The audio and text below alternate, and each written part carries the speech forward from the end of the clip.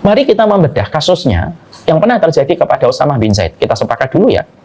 Usamah bin Zaid ini seorang ulama besar, seorang sahabat besar, dan seorang kekasih Nabi. Di antara para sahabat lain itu yang menempati hatinya Nabi itu salah satunya Usamah bin Zaid.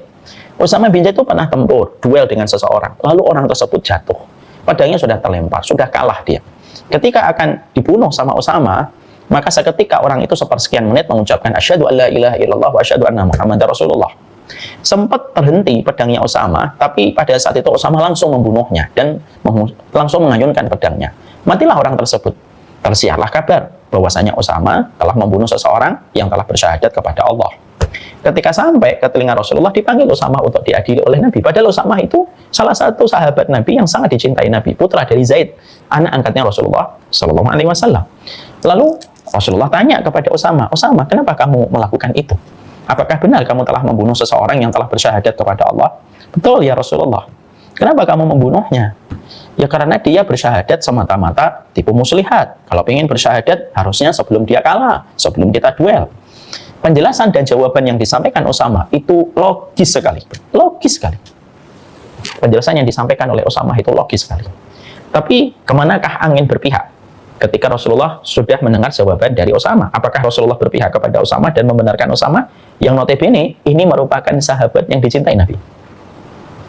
Ternyata Nabi Shallallahu Alaihi Wasallam objektif sekali. Nabi justru tidak berpihak kepada Usamah, walaupun jawaban Usamah itu sangat logis sekali. Kalau memang orang itu mau masuk Islam, kenapa sih tidak masuk Islam sebelum dia duel? Kenapa dia tidak masuk Islam ketika sebelum dia kalah? Kenapa justru setelah kalah baru mengucapkan syahadat? Maka ketika jawaban itu diberikan oleh Usamah, perhatikan jawaban Nabi. Atasyukka sodrahu. Emang kamu bedah dadanya, wahai Usamah, sampai kamu tahu kalau dia bersyahadat itu betul-betul karena tipu muslihat. Pertanyaan Nabi ini tidak mampu dijawab sama Usamah. Seketika Usamah terdiam dan akhirnya Rasulullah memberikan hukuman berat kepada Usamah, membayar pembunuhan tidak sengaja, 100 ekor unta yang harus dibayarkan. Apa yang kita dapatkan dari sebuah kisah ini yang menakjubkan ini?